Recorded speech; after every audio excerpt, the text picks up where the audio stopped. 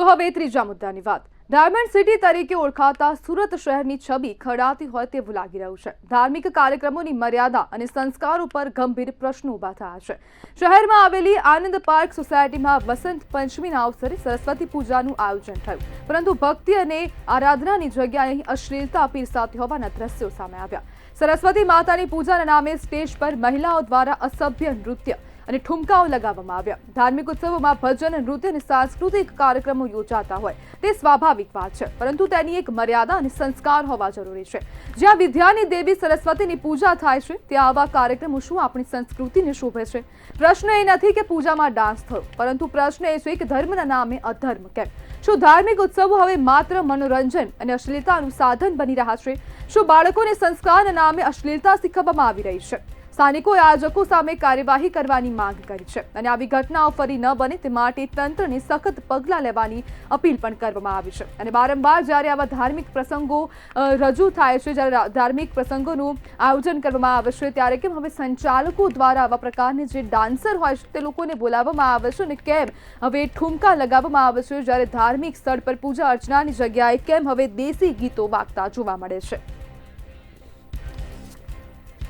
आज मुद्दे चर्चा करवा माटे सामाजिक कार्यकर धर्मेश गामी जोड़ाई गया है। धर्मेशभाई, ज्यां भगवाननी अर्चना करवानी हती, पूजा करवानी हती ने ते ज जग्या पर हवे ठुमका लाग्या छे, शुं कहेशो? आम तो खूब ज खराब बाबत कहेवाय के जे रीतना सरस्वती मानो प्राकट्य दिवस होय, जन्म दिवस होय અને એ જ્ઞાનની દેવી છે, એવા સમયમાં આવી રીતના આટલી ઠુમકા મારવા એ ગુજરાતની બિલકુલ કલ્ચર નથી।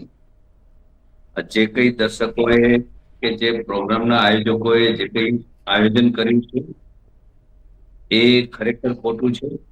પરંતુ ગુજરાતનું જે સુરત છે એ મિની ભારત છે અને આ મિની ભારતની અંદર જે અલગ અલગ રાજ્યનું અલગ અલગ કલ્ચર હોય, પરંતુ આવા સમયે આવા કાર્યક્રમો ન રાખવા જોઈએ એવી ચોક્કસ હું વાત કરું છું। અને આમાં ઉલ્લંઘન થયું હોય તો કાયદાકીય પોલીસે પગલાં લઈ અને ભૂતકાળમાં કે ભવિષ્યમાં આવું કોઈ પણ હવે ભવિષ્યમાં આવું કોઈ કાર્ય ન કરે એના માટેની ચોક્કસ ગાઈડલાઈન માનનીય કમિશનરને કરવી જોઈએ। ધર્મેશભાઈ, અહીંયા સૌથી મોટો સવાલ એ પણ ઊભો થાય કે જો આ ધાર્મિક કાર્યક્રમ હતો તો પછી આ ડાન્સરોને કોણે બોલાવી? આવા કાર્યક્રમો ધાર્મિક કાર્યક્રમ હોય તો એની અંદર અશ્લીલતા વાળા ડાન્સ ના જ હોઈ શકે। ત્યાં બાળકો પણ ઘણા બધા એ કાર્યક્રમમાં હાજર હતા, એટલે બાળકોને આ કલ્ચર પીરસવી એ ગુજરાતની તો સંસ્કૃતિ છે જ નહીં।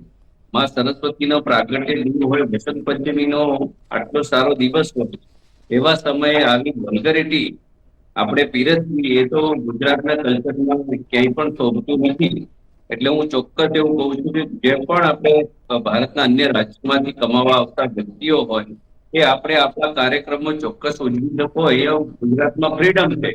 પરંતુ ગુજરાતના કલ્ચરને હાનિ પહોંચાડવાનું કાર્ય કોઈ પણ રાજ્યના કોઈ પણ વ્યક્તિએ ના કરવું જોઈએ। અને હું ચોક્કસ એવું માનું છું કે પોલીસ કમિશનરે આ બાબતે માનનીય જે કોઈ પોલીસ ઇન્સ્પેક્ટરને લાગતા વળગતો એરિયો હોય એવા લોકોને બોલાવી અને જે કાયદાનો ભંગ કર્યો છે એવા જાહેરનામાની એક કેસ થવો જોઈએ, જેથી ભવિષ્યમાં આવું કોઈ પણ કાર્ય કોઈ ના કરે। જાહેર આવા ધાર્મિક કાર્યક્રમમાં અશ્લીલ ડાન્સને ક્યાંય પણ જગ્યા ના હોઈ શકે। બાળકોને આ ટાઈપનું આપણે આગળ જ્ઞાન નથી આપવાનું। જો બાળકો જ આવું જ્ઞાન જોશે કે સમજશે કે જાણશે તો આગળનું આપણું જે કલ્ચર છે જે એ કલ્ચર ખૂબ બગડશે। એટલે આ બાબતનું જે કઈ આયોજકો છે એ લોકોએ માફી માંગવી જોઈએ, અન્યથા એમની પર ફરિયાદ કરવી જોઈએ। ધર્મેશભાઈ, સંસ્કૃતિના નામે આપણે બાળકોને શું શીખવી રહ્યા છે? હા, એ તો હું કહું છું કે નાના નાના ભૂલકાઓ છે એમને સરસ્વતી દેવી જે જ્ઞાનની દેવી છે એ દેવીને આપણે દેવીમાંથી મેળવવાનું હોય છે, જ્ઞાન મેળવવાનું હોય છે, પરંતુ શરૂઆતમાં જો આવા કાર્યક્રમોથી આવા બાળકો આવી અશ્લીલતા જો મગજમાં રાખે તો આ સભ્ય સમાજમાં તો ખૂબ મોટું નુકસાન થાય. એટલે આયોજન આયોજન કરનાર તમામ જે કોઈ લોકો છે એમના વિરુદ્ધ ફરિયાદ થવી જોઈએ એવું હું ચોક્કસ માનું છું. આવા કાર્યક્રમોને ક્યાંય પણ પરમિશન ના હોવી જોઈએ ને ખાસ કરીને ગુજરાતમાં રાત દિવસ ગમે ત્યારે 24 કલાક બેન દીકરીઓ ફ્રીડમ રીતે ફરી શકતા હોય છે, આઝાદ ફરી શકતા હોય છે.